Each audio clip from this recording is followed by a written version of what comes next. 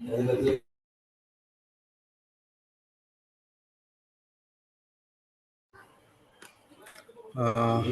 the sake of participants count, we'll wait for another 1 more minute or 2 more minutes and we can start. Okay, just be online. I'll just come.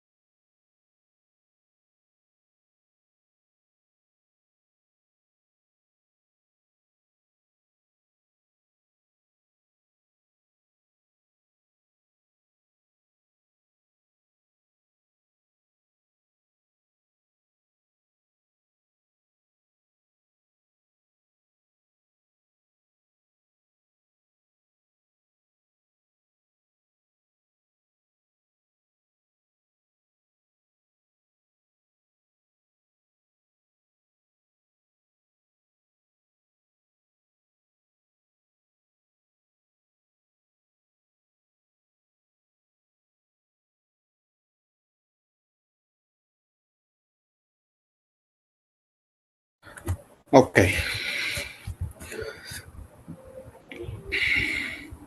Thanks for being online. Now I'll give you an option to unmute yourself.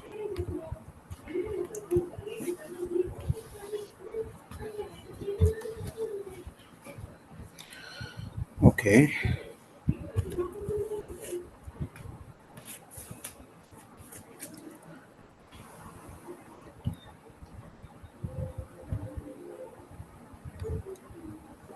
I'll take another second to share my screen.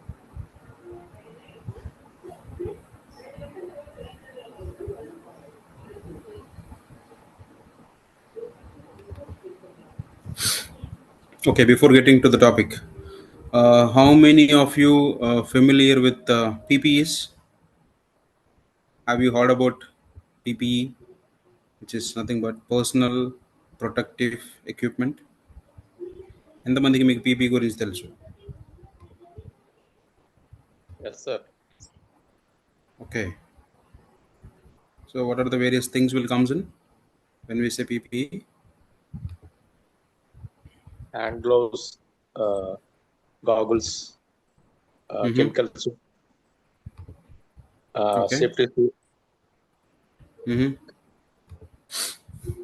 firefighting suit, fire suit.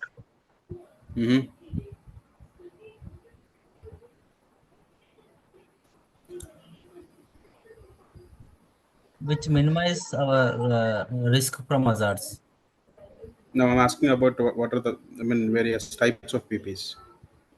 You are right, but that is okay. Electrical shock, shock-proof shoes, Mm-hmm. Helmet, earplugs, coverall wears with fire protection coatings, as well as based on the severity, shoes, safety shoes, scuba devices, and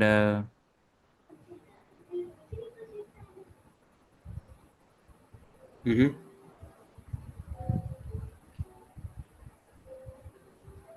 Okay, mostly we have covered. Thank you so much, everybody who has responded.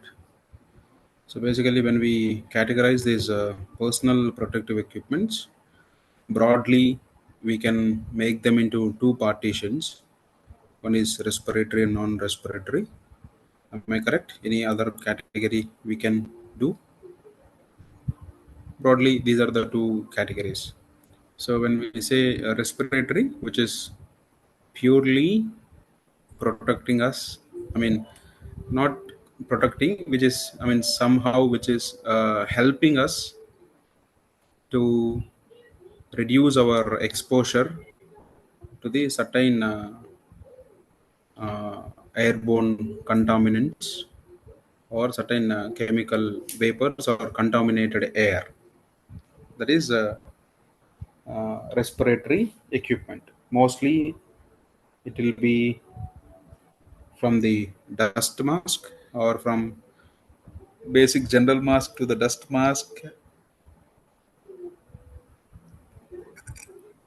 even half face, full face mask. Then we have with cartridge. Then we have SCBA. Then we have full body suits, etc., etc. Okay, these are the, your PPT is not visible. Okay, what about others?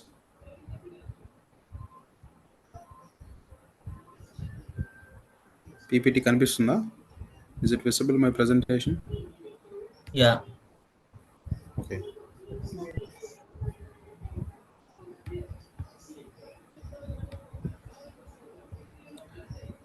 Venkatramana, you can rejoin once so that you could able to see my presentation.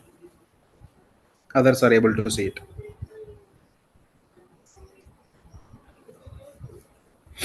Okay.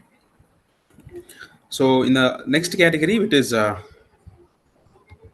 non-respiratory, so which we use for protecting us from various physical hazards like falling bodies, hard surfaces, pinching, sharp edges, then striking against, or from heat, vibration, or Sir, from some till now physical we are contamination, seeing the etc. first etc. PPT, sir. Huh? Till now we are seeing first PPT, sir. I'm in first slide only. I didn't change Uh, any slides. Instead of industrial fire and safety engineering, that only Yes. we are seeing. Yeah, that's what I didn't change my slide. We are in first slide only. Uh, Okay. Okay.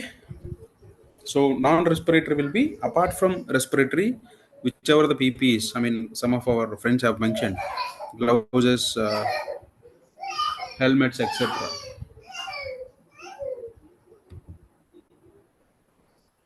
These all will fall under non-respiratory. Now we'll see detailed explanations. Okay.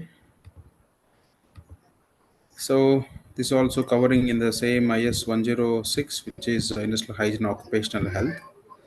So basically, I mean, as I told you many times, so PP will be always in a second line of defense. When we say second line, the first line will be, as we see in hazard control hierarchy, the first line will be the elimination. Then after the first line is, again, when you didn't have elimination, substitution will be the first line. Then there also, if you're not having any substitution option, then engineering controls are you are going to be a first line. So when we say second line, it is nothing but a last line of defense in your safety controls. So whenever your safety controls got failure or which are not sufficient to control the hazard in your workplace, so PPs will help the employee to reduce certain exposure or to reduce the severity of that impact of the hazard. అంటే ఏంటంటే ఏదైతే మనకి పని ప్రదేశంలో ఉన్న భద్రతా సంబంధమైన ఆ, ఏమంటారు కంట్రోల్స్ మనకి లేదా నిబంధనలు ఏవైతే ఉన్నాయో అవి కనుక పనిచేయనప్పుడు ఈ పీపీస్ అనేవి మనకి ఆ హజార్డ్ యొక్క ఎక్స్పోజర్ అంటే దాని యొక్క తీవ్రతని కొంచెం తగ్గేదానికి దోహదపడతాయి తప్పితే it is not going to completely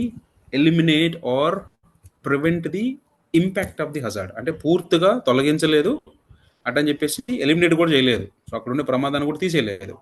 it is just act as a small thin protection layer between hazard and the human body. That is all. The first line of will be an elimination or minimize the workplace hazards, and the PP can't eliminate the hazard. It can helps to eliminate an injury or reduce its severity. Hardly it will reduce the severity. And చేతిలో gloves వేసుకోకుండా కోసుకుంటే ఒక రకంగా cut అవుతుంది, gloves వేసుకొని cut అయినప్పుడు మనకి కొంచెం తక్కువ కట్ అవుతుంది. That is an basic example for severity without PP or with PP. Even we can take a classic example of the two-wheelers. So a person is met with an accident without a helmet, a person met with an accident with a helmet. So you can nicely differentiate what will be the impact or the severity of the accident. A person who is not having helmet, he may death also result in death cases as well, or serious head injuries if the head is involved in that accident.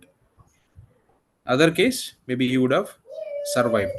Okay, that is the difference between the severity or the major intention of using of these PPs.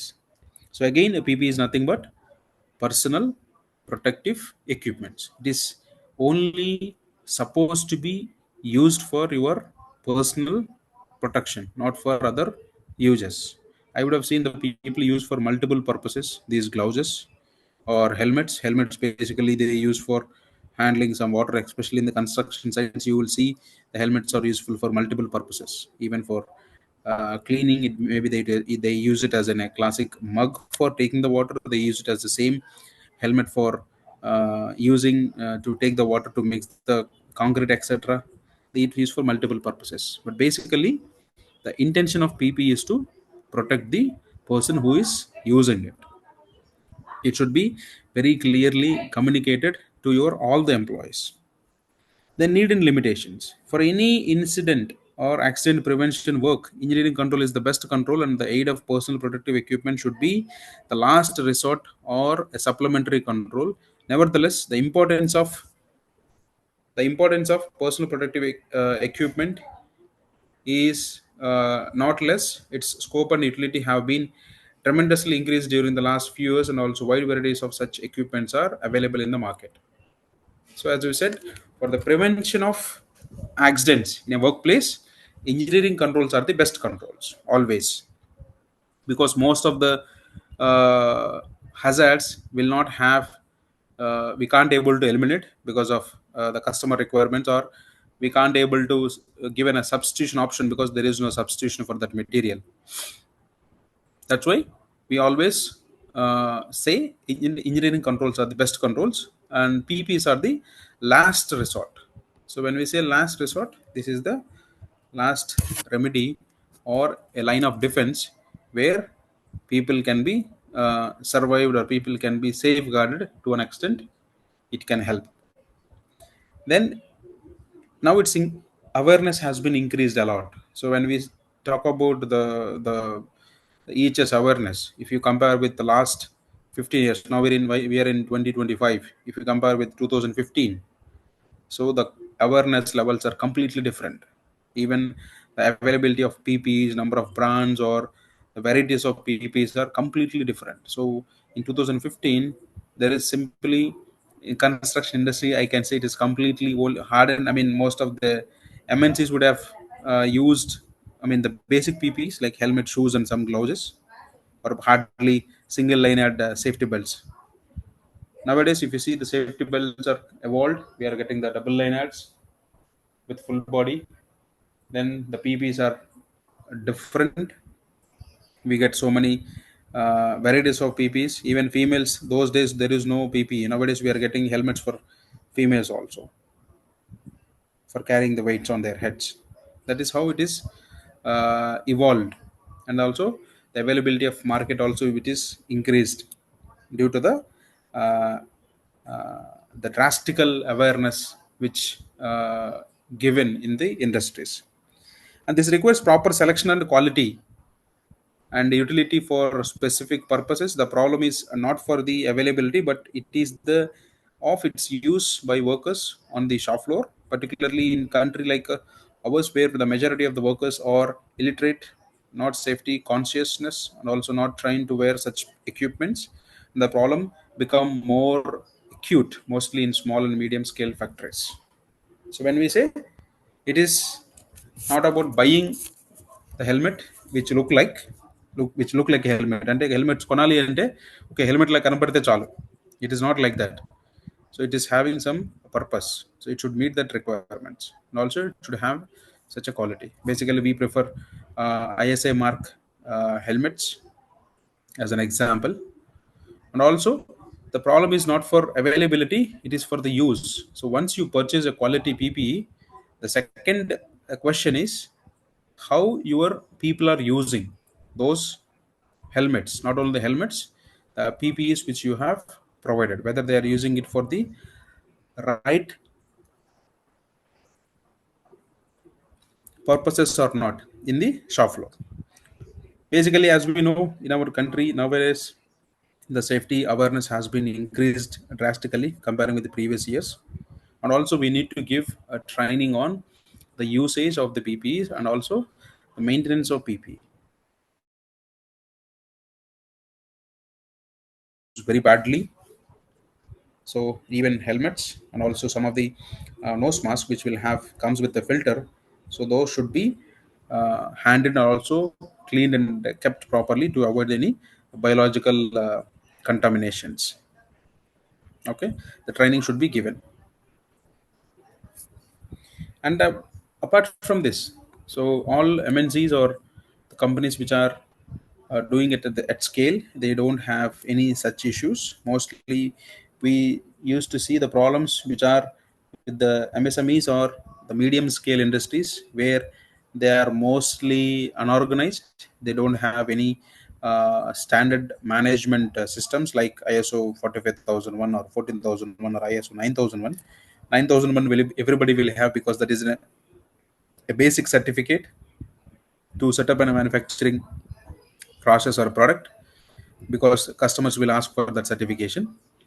Otherwise, the CP always the safety will be a question mark at this small and medium scale sectors. Okay, yeah, we are in slide number 4. So again, most of the minor accidents are due to material handling, striking against objects, hurt by the falling bodies or falling or slipping, injury by hot substances or chemicals, and neglecting PPEs. Such accident can be certainly be reduced to a great extent by effective use of appropriate PPE. So these are the most common situations people get into an accident and resulting in personal injuries. So these all common situations can be effectively handled by giving proper training and also providing appropriate PPs, also making sure that the people are using for the right purpose and right way. Again, the purpose and usage also it makes different. So people, whoever is using the PPE, if he is not using it properly, then it is not going to give us any protection. Then the PPE provides a good defense against the hazards of toxic exposures, oxygen deficiency, dusting, chemical splashes, steam, water and liquids, flying particles, hot surfaces, radiation, sharp edges, welding, cutting, grinding, striking against, stepping over objects, glare, personal falls, and injury due to falling bodies, noise, scrap cleaning, metal handling, opening of the pipelines, and any hazardous work, electric shock, burns at the firefighting. Many fatal accidents are caused due to of these reasons, and use of appropriate PPs can prevent or lessen many of them. So we can able to prevent, or we can maybe reduce these hazards or incidents or accidents, to reduce uh, the consequence or the impact of the hazard. If you see, I mean, most of the things we have covered. So oxygen deficiency, what will happen in the case of oxygen deficiency, where we use continuous breathing line supplier, or air hood, or sometimes we use SCBA. Chemical splashes, here we use chemical suits or PVC suits. Steam or water or hot liquids, we use some gloves, depends on the temperature. Then flying particles, we have face shields and goggles, etc. Hot substances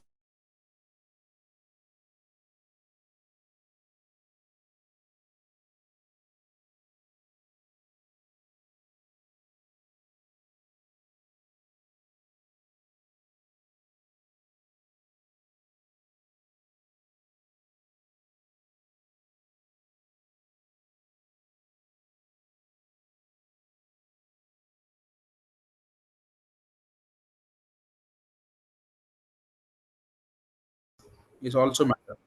It's the concentration of the chemical. If it is under 5 ppm, as an example, it can able to handle effectively. More than the 5 ppm, the mask will not going to help us. Sometimes what will happen, you are not supposed to use any respiratory, like mask or any other type of mask at the oxygen deficient areas. There you have to use only SCBA sets or continuous breathing airline mask, because of oxygen deficiency, whatever the oxygen or whatever the breathing you are taking, in that the concentration of oxygen will be less, so it will be more chance to, you will get oxygen deficiency and giddiness, you may uh, lose the control. So they can't be used at higher concentrations for longer time. So when we say respiratories, we are not supposed to use at higher concentrations, in the sense the chemical concentrations in the atmosphere. In heavy concentrations, only self-breathing apparatus should be used, as I mentioned, and is recommended that too for a limited time. The SCBA sets also will not give us for hours of time; it's hardly minutes. Basically, these SCBAs are widely used during the emergency situations for the rescue purposes. And instead of providing hood and also suction of flying particles, there is no meaning of giving respirator to the worker. It is very important. First of all, we have to try to eliminate the hazard or substitute or give some engineering controls. Then only you give the PP. Simple. Instead of providing a hood and suction on flying particles, it is mean you are doing a welding job. There the welding fumes are there, metal fumes are there. Instead of providing a local exhaust ventilation system, you are just giving a mask. So is it helpful? Anybody can answer?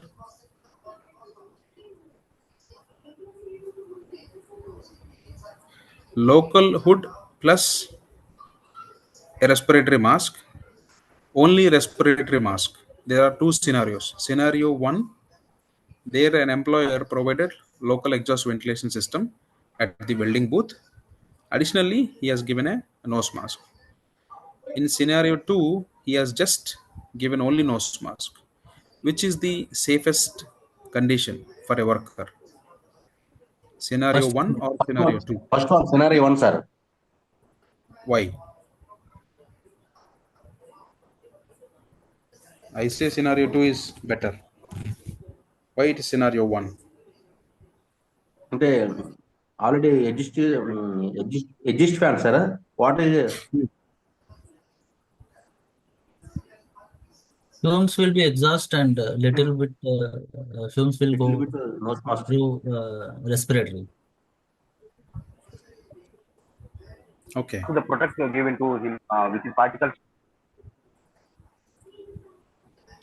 Uh-huh. Any other answers? There is a engineering control and PPE. Okay. Very good. Any other guess? So welding hood is the suitable PP for welding, cutting, brazing, like Welding hood. Okay.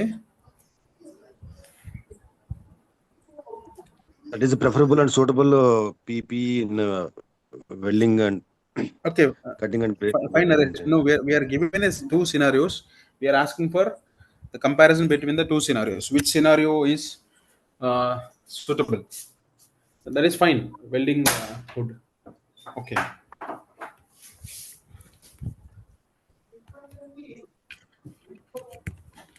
Okay. So thanks. I do prefer the first scenario is the safest scenario because there we are providing a local exhaust ventilation system where it will takes the maximum amount of fumes which is generating during the course of welding.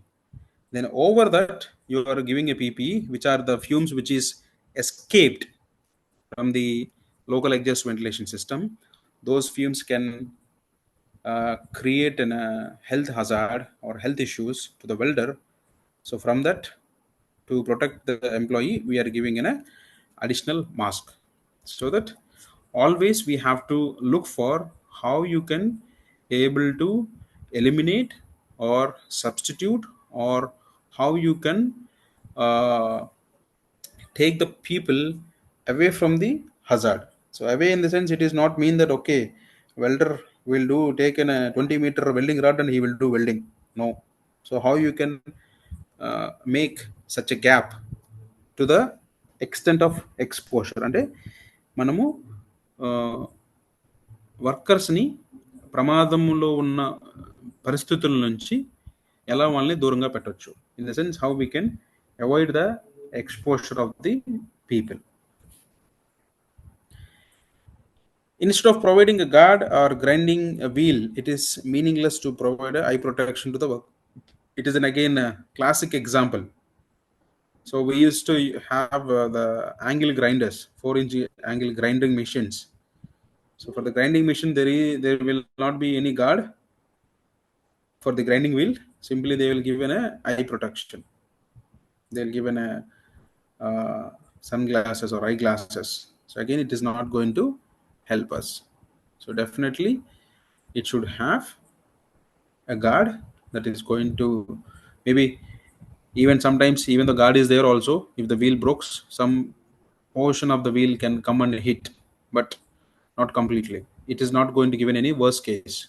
So if the guard is not there, so the situation will be worse. So you will have or you will can predict a more injuries. That is how we always look for how I can able to minimize the hazard potential. Potential అంటే ఏం చెప్పొచ్చు అంటే దాని యొక్క తీవ్రత, దాని యొక్క బలాన్ని నేను ఎలా తగ్గించగలను, సో దట్ ఏంటంటే అది తక్కువ డ్యామేజ్ని కలిగిస్తుంది. Now we'll see again the need of PPEs.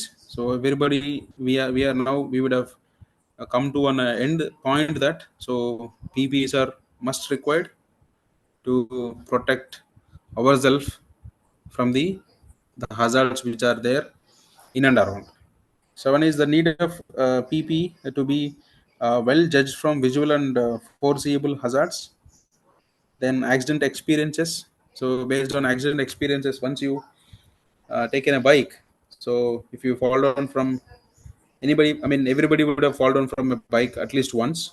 So once you fell from bike, definitely from the next time you will carry the helmet. That is one kind of experiences. And report the safety committee or representatives. That is also one. The people will ask for.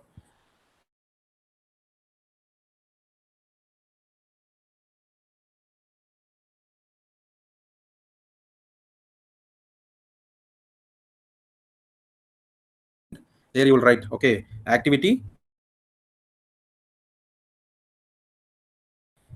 Then we'll write the frequency. That is all assumptions only. You'll get the number. Then you'll get the risk number. And the severity is 2. 3 into 2, which is 6. That is the risk priority number. Then we will talk about what are the existing controls. We'll write all existing controls. Then again, after the existing controls, again we'll look for probability and severity. Then you will get a risk number. Actually, Then you will have yeah, excuse me, sir, before you said Hira, sir, hazard yeah. identification risk assessment, how that will do in industry, sir, Hira and Ajab study. What is the uh, what is the precautions to do that Hira and Ajab study, sir? Precautions అర్థం కాలేదండి ఒకసారి మళ్ళీ అడగండి. Your voice is not clear, sir. Sir, how will do the Hira and Ajab studies, sir, in industries? What is the shortcuts and The shortcuts in the sense basically it is in a basically standard template actually. So wherever you do, but there are people they use multiple types of templates.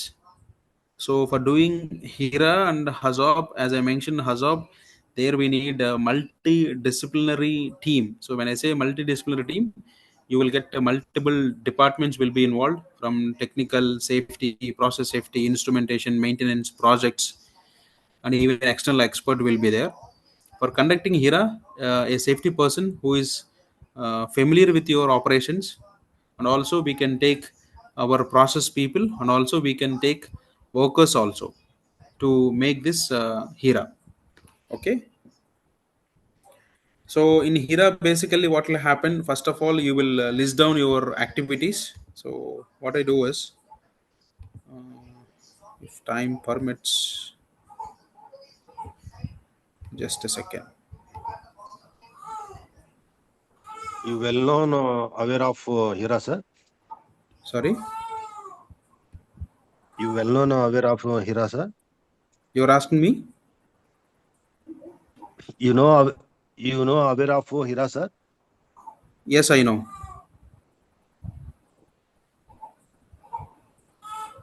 Or I'm giving you in a wrong direction, or you can correct me if I'm not telling it No, sir. properly. I don't know how to do Hira. That's why I'm asking.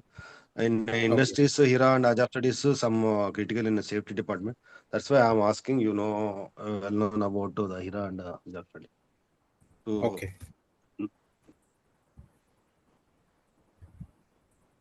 Okay.